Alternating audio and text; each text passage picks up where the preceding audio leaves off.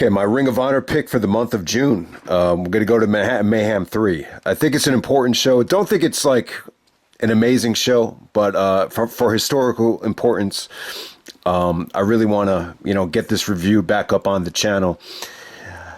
We're going all the way back to June 13th, 2009. This is during the Adam Pearce HDNet era. This is from New York City, the Hammerstein Ballroom. Some quick thoughts on the Manhattan Mayhem legacy. This is one Manhattan Mayhem that I don't know. I just kind of felt like they didn't know what to title the show.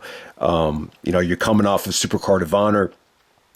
It's a little bit too early to do Death Before Dishonor, so they saved that for August for the big weekend in Toronto. So, a lot of times when ROH would run a show in New York City, when they didn't really know what to call it, they would just throw on the Manhattan Mayhem name. Manhattan Mayhem has a great legacy because the first one was so good. The second one had, an all-time great match. But I don't know. I just felt like at this time it was becoming just another series. But that's not the important issue here. We have history being made. On this show, you got Austin Aries becoming the first two-time Ring of Honor champion. There's a lot of extracurricular activities before the show gets underway. I believe Misawa passed away either the night before or the day of this show. I believe he actually passed away actually in the ring. So they did the 10-bell salute to Misawa. Flair is actually there. Ric Flair is in attendance. He makes an appearance. So he's actually there for the Misawa salute, which is really, really cool because, I don't know if Flair and Misawa ever had a one-on-one match, but I know Flair was very heavily involved with All Japan back at the same time. So, that really stands out about the show. But in terms of Flair here, it's not one of his brightest moments. So he comes out and gives a speech. I don't know. It just felt like Ring of Honor was just paying Flair just to, give them compliments. Everybody wants to get a compliment from Flair. I think Triple H was quoted as saying that. So why not just pay Flair to give Ring of Honor compliments? And I don't know. It just came off a little bit phony to me. The problem is Flair he's hyping up the main event, but ultimately he was supposed to be the enforcer for the main event. Nigel actually replaces him. The rumor and innuendo, as Conrad would say, is that, and I remember being there live for this show, and I remember people who were in the crowd saying, "Oh, Triple H and Vince picked him up in the limo, and he went to Stamford, Connecticut," and it makes sense because I do remember at the time, I think they were doing an angle with Randy Orton where Orton beat up Flair to hype up the very next Randy Orton and Triple H match. I believe it was at the Bash, not the Great American Bash, but the Bash in 2009. Remember, that's where Mysterio and Jericho stole the show. They had their best match at that show. So, that would definitely make sense. But I just kind of thought it devalued Ring of Honor to have Flair just leave in the middle of the show like that. It just kind of made them feel like a Bush League promotion, which is a shame because at the time I do feel like Ring of Honor was a superior product to WWE, especially the year before when Gabe was still booking. Here, this is a show to me where I'm just really not that impressed with the booking. I'm really not. I think there's some great stuff on the show, but there's a lot of stuff on the show that just reeks of, Carrie Silkin just wanting to go mainstream, whether it be with HDNet, whether it be with Flair, or putting the title on Jerry Lynn. There's just so much about this show that I just feel like is a, huge step away from where the company was a couple years earlier, where it felt underground and it just felt like, the wrestling quality was just at an all-time high. From a personal standpoint, being at the show, it was a little bit weird, man. I was actually, on YouTube for a couple of months, leading up to this show.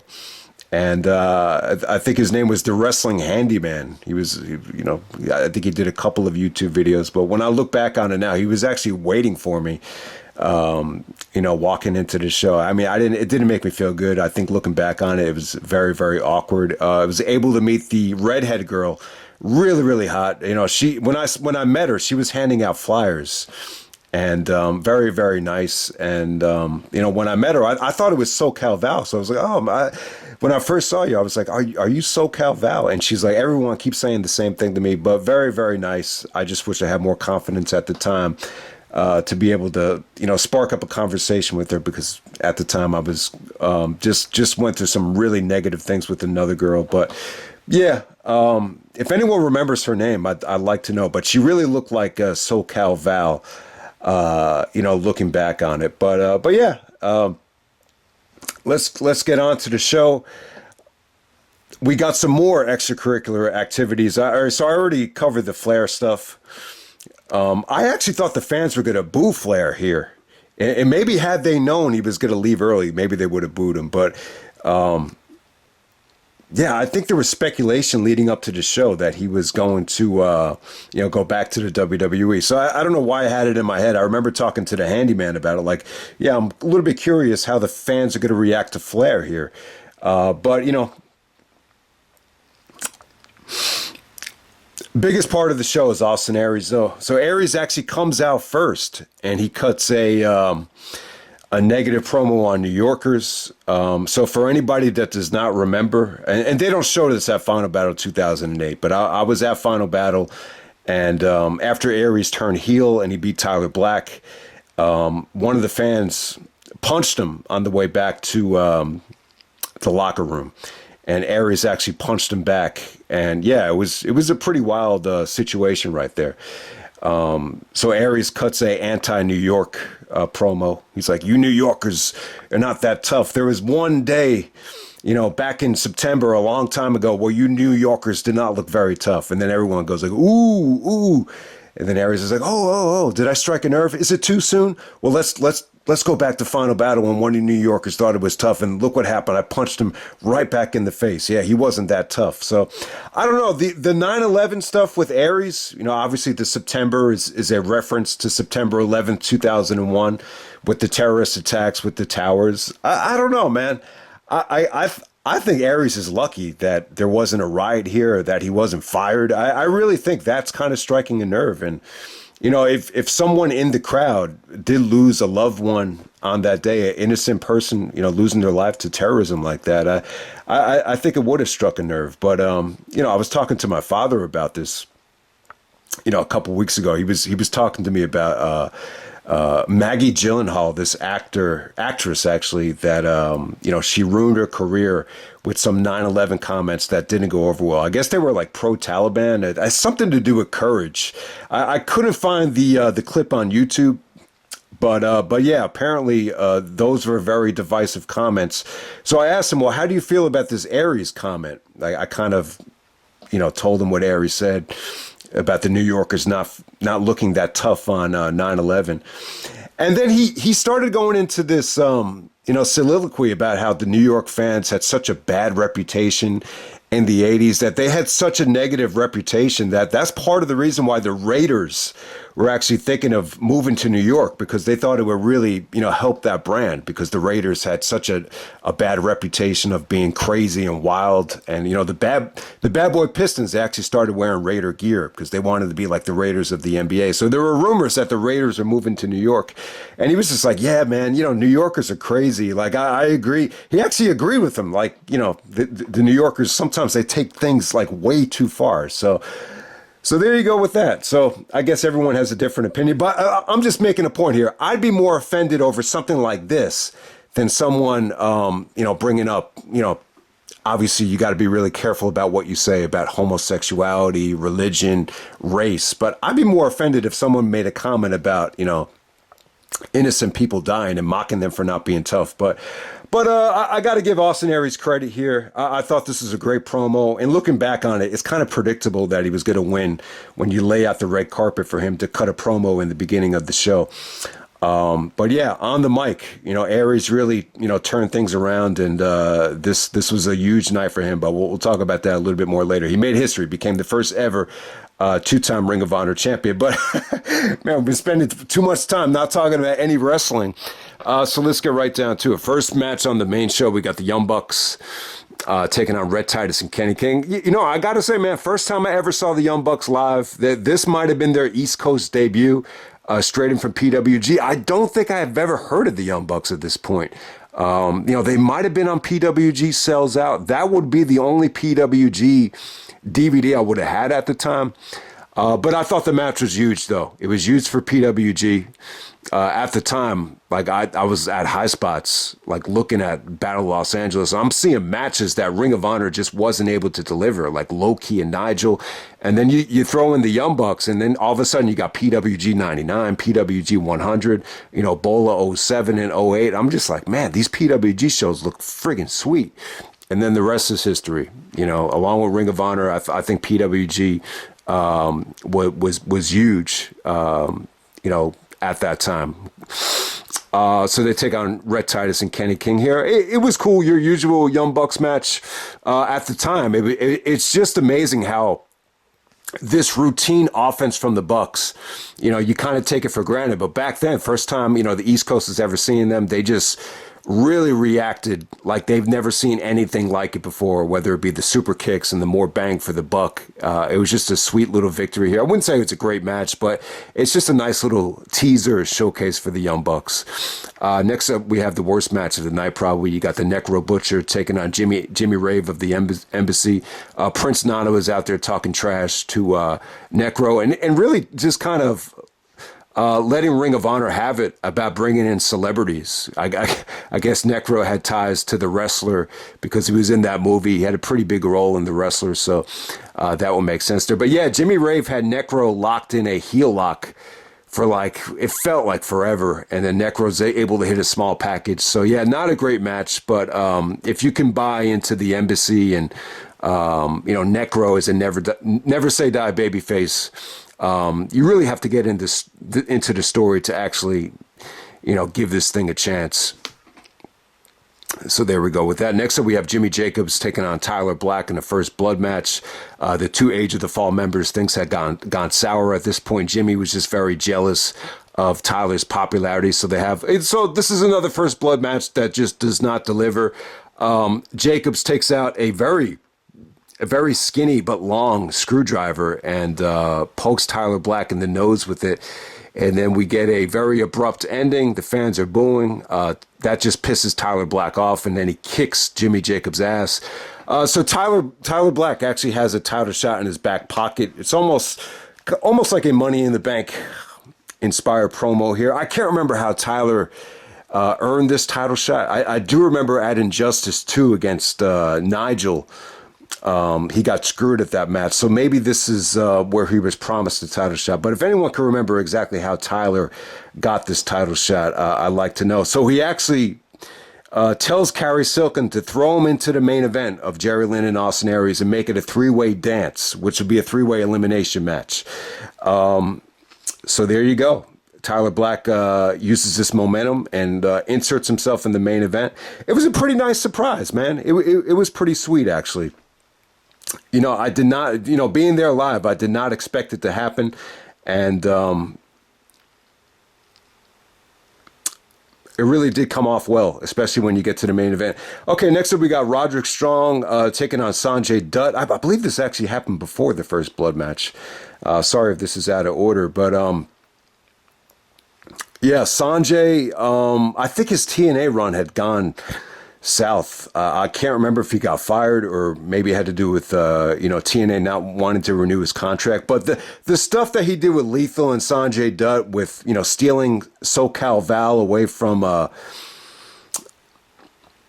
Jay Lethal, it just didn't go over that well. And, that led to a lot of Fire Russo chants with a lot of their gimmick matches. They did like a dog collar match, but it was like a black tie on a chain match. And those got very, very loud Fire Russo chances. But who knows if Russo was involved there. We should make a Fire Russo mixtape down the road. That will be really interesting.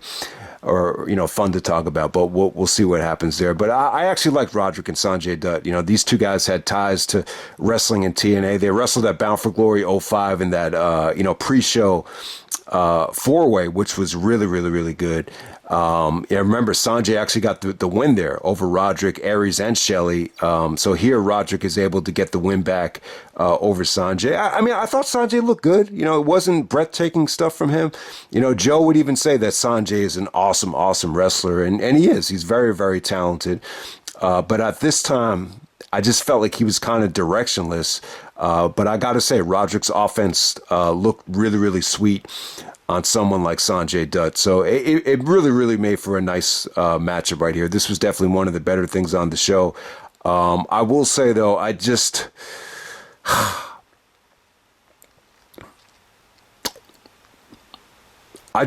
know. I just feel like Sonjay, could have brought so much more to the table, but it all worked out for him. He's actually become a unique personality in AEW right now. So I guess him and Jarrett must have made up if things are going well in AEW right now. So I don't know why Sonjay and TNA had a falling out or whatever at that time. But we're going to move on to the Four Corner Survival. We got Bryan Danielson, Colt Cabana, D'Lo Brown, and Claudio Castagnoli. This is a very sports entertainment oriented match. Once again, this ties into, Gabe Sapolsky actually telling Adam Pearce, I didn't see the whole interview yet, but, someone in the YouTube comment section was telling me that, one of the biggest issues Gabe had with Pearce's booking was just how he used Bryan Danielson. And then, I think what most people know, Danielson didn't have a contract. He was wrestling per date. And to be honest with you, I just think Danielson was waiting. I think he was waiting for Gabe and Evolve and Dragon Gate USA to start up. And I think he would have committed more to them than Ring of Honor. So that would explain that. Once again, you're just throwing Danielson into a four-way with Cabana. It does seem at this time, though, like Cabana and Danielson were becoming like the new Punk and Cabana. They were really, really good friends. You had the Wrestling Road Diary situation, and I enjoyed it. Whenever Danielson and Cabana did, some funny stuff here, it was definitely enjoyable. But at the same time, when you have the Hammerstein Ballroom as a venue and you have a big time Ring of Honor show, this is not what you want Danielson to be in, a comedy match that only goes about 10 minutes. And we're talking about fans fighting with the, guys fighting with the fans on the show. I believe Claudio actually, one of the main reasons why he didn't go to WWE like back in the day, like 06 and 07 was, I think there was an incident with the fan, and here, like, you could see Claudio really yelling at some of the fans, like, he's like, don't touch me, don't touch me.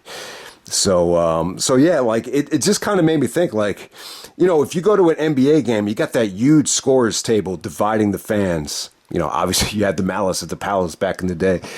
But, like, even if you go to like a hockey game, you got all that glass protecting the hockey players. But at the Hammerstein Ballroom, like, the wrestlers are just so exposed that just anything can happen here. But, yeah, Cabana gets the victory with the Billy Goat's Curse. It was a fun match, but, this is something that just could have been on HDNet. I hate to disappoint anybody. And, it's very similar to the way they booked Danielson at Take No Prisoners. It just feels like deja vu. All right, next up we have one of the best matches of the night. We got the American Wolves taking on Kevin Steen and El Generico for the tag team titles. This is a submission match. It was good, man. It felt like a lot of the Wolves matches against Generico were very much gimmick matches, whether it be table matches or ladder wars. I think they had a no disqualification match at the seventh anniversary show. You don't really remember any of the non-gimmick stuff. I think the only non-gimmick match they had was at Motor City Madness in, I think that was in the winter of 2009. But yeah, this was a submission match that it did not feel like a submission match though. Like, it didn't feel methodical. You think like a submission match with the tag team, how is that going to work? But it really, really, really worked. It was awesome stuff. Davey and Generico worked well here. Kevin was great. There was some double submissions from Steen and Generico that, the fans were really, going crazy for. And the Wolves are just vicious here. They wanted to tell the story of the Wolves just ripping apart knees. They were making fun of Mark Briscoe's knee injury in the video package. And here, Eddie Edwards does the Achilles lock to El Generico, where he takes apart his boots and makes him tap out. But it was really, really good stuff. Like, anyone that hadn't seen this match, like, don't expect like a very methodical submission match. This had everything in it. You know, they didn't really go overkill with weapons here. You know, Davey actually used the ring bell to set up the finish, but you know, this is one match from these two teams where they really didn't rely on weapons. They just relied on, you know, great wrestling, great athleticism, great spots, and the submissions definitely worked at the end. And yeah, Eddie looked like $1 million here. You know, Davey, everybody knew Davey was, you know, godlike at this time, but you know, at this time, they were really doing a good job of you know, putting Eddie Edwards over as a sadistic heel that can, you know, really rip apart some tendons. And so that after the match is over, they're making fun of El Generico. And, you know, I think it was Prazak on commentary. He's even like, man, there's a lot of bad knees around with the American Wolves. So there you go with that. Next up, we have Jay Briscoe taking on Little Guido. At the time, he's going by Guido Maritato. For anyone that doesn't know, this is actually Nunzio from the WWE. What was his name in ECW? I think it was just Guido, right? If I'm not mistaken. But yeah, it's a return to the Hammerstein for Guido. Obviously, ECW ran there a lot in the early 2000s. So this is almost like an ROH versus Velocity match. Maybe if you want to say ROH versus ECW match. This is something that could have been on television. Jay Briscoe is actually wearing the American you know, trunks here, the Apollo Creed trunks. So I thought that was cool. Really, this never really got going. I mean, Guido got some Bensonhurst chants. So, you know, a lot of Italians in the crowd. You know, my uncle is actually from Bensonhurst. So definitely makes sense. The Italians love, you know, Guido in New York City. Even at WrestleMania 20, you heard those "Let's Go Nunzio" chants. But yeah, there was one really awkward exchange where Jay gives him the finger. Then he gives him a flatliner, and then he follows it up with the J Driller. This is something that just could have been on television. I don't know. Like, you know, Maritato didn't get, you know, any offense in here. You know, not enough offense for this to really get into a rhythm. So, I don't know. At a Hammerstein Ballroom show, I just felt like you had one too many of these matches that just, you know, just did not feel like very, very important matches. And, you know, that's my main issue with the show. I prefer, you know, Gabe Sapolsky's style of booking. But at the same time, if you want to argue that Pierce was under a lot of pressure to work with contracts and to work within, you know, the television taping schedule, and, you know, you want to cut him some slack because of that, I'm cool with that. Next up, we have Jerry Lynn taking on Austin Aries and Tyler Black. This is going to be a, it's funny, on the DVD here, it just says Jerry Lynn and Aries. You would think if they were trying to sell it, you would add Tyler Black's name to the equation. Yeah, but Nigel's actually the guest, you know, ring enforcer. Aries comes out and he talks about how Flair had more important business to handle. He actually comes out with Flair's music, believe it or not. So that was pretty funny. All right, so when Jerry Lynn comes out, it's a pretty positive experience at first. Great reception for Jerry. He's slapping everybody 5 around the ring. But the very last guy, he's a young fan, he actually gives him a double middle finger. And then Jerry Lynn just starts yelling at him. He's just like, what makes you think that you know more about pro wrestling than me? While I've been alive I've been doing it longer than you've been alive. And then the kid just says to him, yeah, who cares? So there you go. Overall, I think Jerry Lynn deserves a lot of credit. At this time, he was like 45, 46 years old. So for him to be able to have these type of matches at that age, I think he deserves a lot of respect. No doubt about it. I mean, I'm not at that age quite yet. You know, I'm still 3/4 of a decade away from reaching that. But I'll tell you, like, I'm at the age right now where, like, if I don't stretch and I sit down and try to work out again, you could definitely feel it, like, in the hamstrings and the calves. So I could just imagine, like, it's just, you have to really do a lot of preparation, a lot of stretching, you know, to be able to excel at that level for something that's, you know, so athletic like professional wrestling, especially Jerry Lynn's style. He's got such an athletic style. So, but yeah, this is where the fairy tale kind of came to an end. This is a 3-way elimination match. I thought, you know, the beginning of it was tough for them to really get it going in terms of telling a unique story. Really, Jerry was the star of the first part of it with the double bulldog off the top rope. There was a near fall with the cradle pile driver where there was actually a rope break. But to me, like after Jerry Lynn got eliminated, I believe Tyler actually hit him with the God's last gift. After that, the crowd went crazy. So they popped huge because they knew they were going to see a title change. And the title was very important at the time. At the same time, it did come with a lot of baggage. You know, you had to deal with fans like Jerry just dealt with on the message board and in the front row as well with, you know, anytime someone sticks a double middle finger at you, it's going to affect you. You know, he probably should have just ignored the kid. But yeah, when it came down to Aries and Black, you get the rematch from Final Battle. This is a prelude to the next Final Battle. I'll tell you, Final Battle 2009 between them, it was a very negative experience. This was the total opposite here. You had "this is awesome" chants. You had excitement. It was just fast paced. You know, the fans just did not know how this was going to turn. You would have expected Tyler to win this thing because he's cashing in his title shot. But no, it wasn't to be. Aries is able to, get the victory here. Tyler actually uses a rope break to get out of the 450. So Aries actually did bust out a 450 reluctantly. At this time, he didn't like busting it out unless he necessarily had to. But he had to do it here. He pulled out all the stops. And it was just an electric crowd. And ultimately, Aries goes to work on Tyler's knees and softens him up for the God's last gift, the Brain Buster, to get the victory. So Aries becomes the first ever two-time Ring of Honor champion. Tyler looks deflated.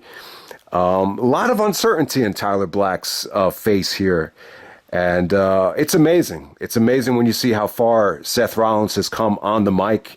And he's going to be walking in the Money in the Bank as the champion in a couple weeks here. But yeah, great perseverance from him because it really, like when you look at his face here, he almost has a look on his face like, man, I don't know if I'll ever become Ring of Honor champion, because he was supposed to win in that Final Battle. And, him losing twice on the same show, you have fans just yelling at him, "You lost twice, you suck." He probably had like a little bit of doubt, like, is the company ever going to put the title on me? And ultimately, he wanted to use that title to get to WWE. But eventually, things will work out for Tyler Black. But I do feel like at this time, they kind of, it almost became like, well, you had over a whole year to put the title on him, and you're still not doing it. You're giving it to Aries. Gabe Sapolsky was actually quoted as saying, like, why would you go back to Austin Aries? Like, he's already there. But, I kind of disagree with Gabe. I think Aries kind of worked his way into a groove here with this new character. It was great for television. He was great on the mic. I thought he was funny. And, if you want to argue that Aries cut his best promo at Mayhem 3 in the opening segment, I have no problem with that. I think it's a little bit controversial. But at the same time, I do feel like Aries, came a long way on the mic, especially when you compare it to everybody else on this roster.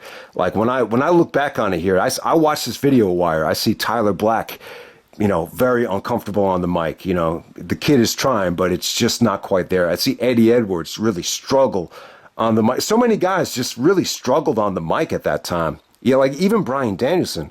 And it just kind of got me thinking, like, man, it's so hard to really, feel comfortable, communicating at that early of an age. And I had such a tough time, like, at that age as well. So it kind of got me thinking, like, everybody, kind of all work through this together. But Aries is a little bit older than a lot of these other guys. I think he had already turned 30 here. So yeah, like it takes time. There was a time where Shelley was probably a better mic worker than Aries, but I think at this time, Aries really surpassed him. He was just charismatic, funny, cocky, heelish, all these different things that make up Aries. I mean, was this title reign great for Aries? I would say it's more memorable because of the character and on the mic. I probably prefer the first title reign because he was more of a workhorse in 05 than he was in 09.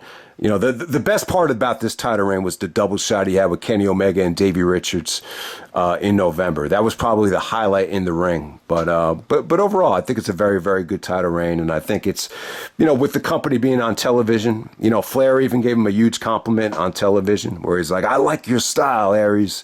So you had that going on there. But yeah, Austin Aries becomes the first ever 2-time Ring of Honor champion. I think Adam Cole beat him out. I think Cole is actually a 3-time champion. So that's funny looking back on it. But yeah, this is Manhattan Mayhem 3. Not a great show from top to bottom. I think you had 2 great matches here. You got some great promos. Rest in peace to Misawa as well. This was, you know, the death of Misawa. I think it, when you look back on it, I think it was probably one of the more memorable things around that time. But yeah, just gonna end it right there. That's Manhattan Mayhem 3, and I'm out. All right.